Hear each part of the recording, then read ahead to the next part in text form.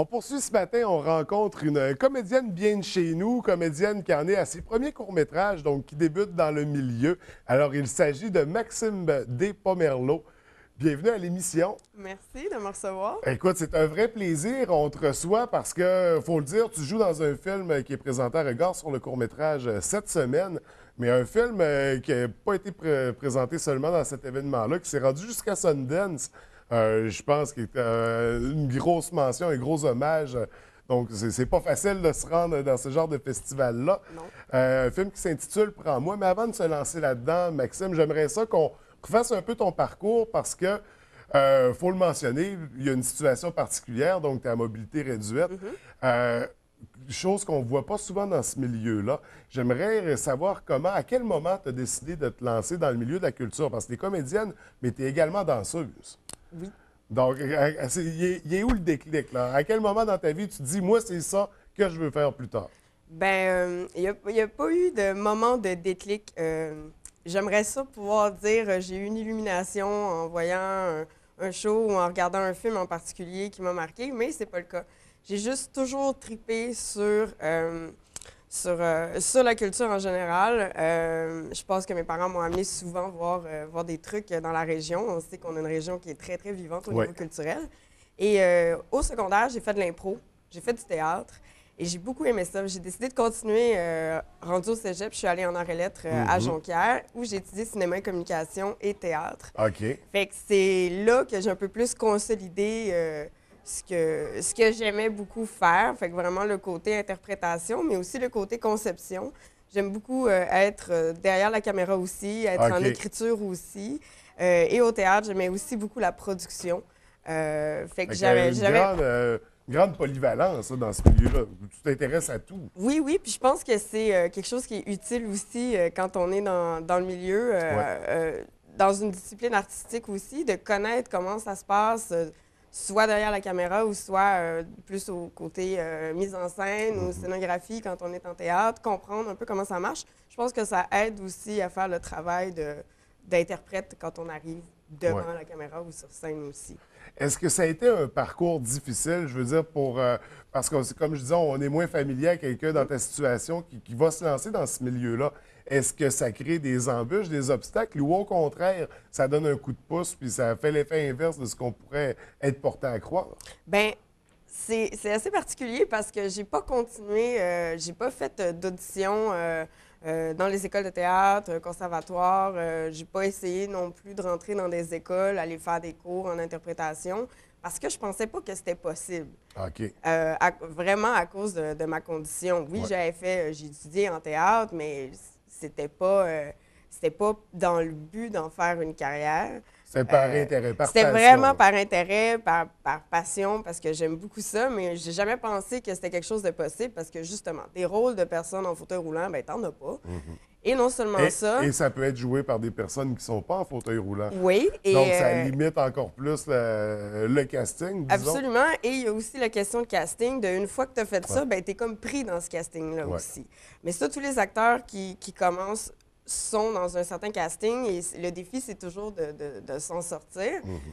Donc, à cause de ces raisons-là, j'ai jamais pensé que c'était possible. Finalement, ben, en allant à Montréal pour étudier, en continuant à être active dans le milieu culturel aussi, ben, là, j'ai rencontré des gens qui finalement, ils ont dit « Ah, j'aimerais ça faire un court-métrage avec toi », d'autres trucs qui commençaient juste vraiment au début par des choses amateurs, faire de la figuration dans les projets à mes amis, pour finalement déboucher sur des projets professionnels avec vraiment des gros plateaux de tournage où on est 20, puis où est-ce que tout le monde est vraiment expert dans ce qu'il fait. La machine. La machine, vraiment, qui est quand même impressionnante quand on connaît moins ça. Et donc, c'est à partir de là que ça a roulé un peu, mon premier court-métrage, Batwheel. Oui. Donc, on a des extraits présentement qu'on pourra présenter à l'écran. Et quand c'est une de mes amies, moi, qui m'avait abordé, puis elle dit « Ah, j'ai le goût de faire un court-métrage, je sais pas quoi, mais j'ai envie que tu joues dedans. » puis qu'on a un peu travaillé là-dessus, puis c'est à 1 h du matin qu'on a eu cette idée-là. Puis là, on a fait ça de manière très amateur avec une caméra puis une perche. Puis finalement, quelques années plus tard, on l'a repris, là, comme je dis, vraiment professionnel. On a ajouté de l'animation dedans, on a travaillé beaucoup la post-production. Et là, on est dans le style BD super-héros. BD super-héros, des trucs très inspirés des vieux Batman des années 60. Nous, on aimait beaucoup ça. Donc, ça a pris de l'ampleur. On l'a fait tourner dans quelques festivals au Québec. Puis là, il y a des gens qui m'ont connu grâce à ce projet-là. Et c'est ce qui m'a amené, en fait, à Prends-moi, qui est mon deuxième court-métrage, le court-métrage d'Anaïs Barbeau-Lavalette et André Turpin. Oui. Mais avant de poursuivre avec Prends-moi, je veux faire une parenthèse. Au niveau de la danse aussi, tu pratiques la danse depuis combien de temps? Ça fait 1 an à peine que je suis dans une compagnie professionnelle qui s'appelle Corpuscule Danse. J'ai commencé un peu avant. C'est de la danse intégrée. Ça combine, c'est un mouvement de la danse contemporaine qui combine en fait des danseurs avec et sans handicap. Et il est là l'intérêt. Pour moi, ce que je trouvais intéressant, c'était pas de la danse d'handicapés, c'est le fait que ça soit combiné avec d'autres danseurs qui ont leur pleine capacité. Et c'est là qu'on peut vraiment se servir du fauteuil pour aller chercher en fait des éléments artistiques. Là. Le fauteuil devient plus juste un moyen de partir du point A au point B, c'est aussi pour faire quelque chose d'artistique. S'exprimer, oui. Parce que dans ce cas-ci, on parle de danse contemporaine, mais je trouve ça quand même intéressant et inspirant dans ton cas de te servir de cet handicap comme un outil plutôt que comme un boulet, finalement. Donc, on l'exploite, on crée quelque chose avec ça, on amène une autre vision, une autre interprétation de la danse. Donc, très intéressant. Puis on parle d'une année. Comment tu vis ton expérience? C'est super confrontant. Pour moi, c'est vraiment quelque chose de encore assez nouveau. J'ai fait juste une production professionnelle qui a tourné dans les maisons de la culture à Montréal à l'automne 2014. Ça s'est super bien passé, mais de travailler avec d'autres artistes aussi dans cette discipline-là. Je suis encore en train d'apprendre le langage de la danse et il n'y en a pas de cours et de formation de danse quand on est en fauteuil. Fait que c'est encore vraiment une découverte pour moi et c'est le côté challenge, là. Mais ça me prend vraiment au trip. Et j'écoute ce feeling-là et c'est ça que je recherche. Pour ça qu'aller me mettre, si on veut, en danger, prendre des risques à ce niveau-là, mais c'est quelque chose de super stimulant pour moi, mais aussi très confrontant.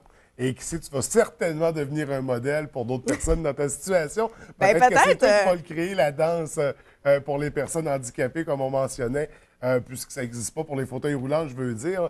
C'est peut-être toi qui vas amener ce volet-là. On va surveiller ça de près. Peut-être. Mais en attendant, là, le cœur de notre sujet, le film Prends-moi, qui est présenté à Regard sur le cours, film qui s'est rendu jusqu'au festival Sundance. Un film assez audacieux. Là, on vit une toute autre aventure cinématographique. Qu'est-ce qui t'a amené à jouer dans ce film-là? Comme je disais, c'est quelqu'un moi, qui m'avait connu avec mon premier court-métrage Batwheel, qui savait que Anaïs cherchait une interprète en fauteuil roulant, une interprète handicapée pour jouer dans son court-métrage.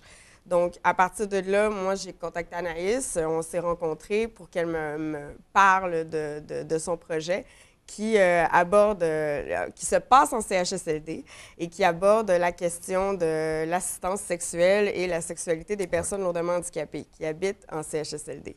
Et moi, elle est tombée là-dessus, en fait, en faisant de la recherche sur un long-métrage sur lequel elle travaille en ce moment. Et c'est en faisant des entrevues avec différentes personnes, surtout dans ce milieu-là de CHSLD, qu'elle a découvert qu'il y a une chambre d'intimité au CHSLD Centre-Ville de Montréal. C'est le seul endroit au Québec où il y en a une, qui peut permettre justement à 2 personnes handicapées d'avoir une relation sexuelle. Et ça fait partie de la tâche des préposés bénéficiaires, si on veut, de les accompagner un peu là-dedans.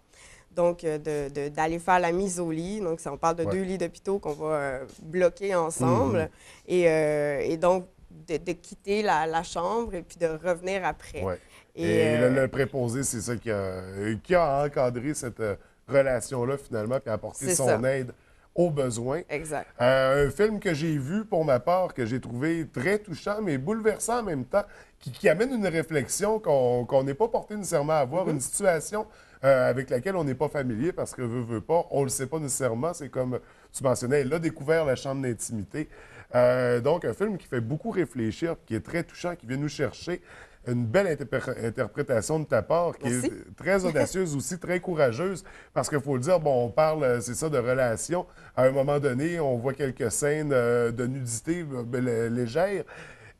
Comment ça a été vivre ça, ce tournage-là? Est-ce que ça a été difficile pour toi d'accepter de jouer dans des conditions comme ça, ou ça s'est fait naturellement, tu étais prête, on fonce, on vit des expériences, on repousse les limites?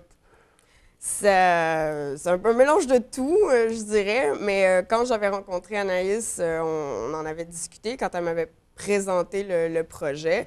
Donc, on avait tout de suite parlé déjà des scènes de nudité. Puis, connaissant son travail, pour ceux qui la connaissent un peu moins, c'est elle qui a fait Le Ring et Inch'Allah dans les dernières années, des très beaux films. Ouais. Et j'aime beaucoup son approche et je savais que ça serait justement audacieux et que ça serait aussi de bon goût.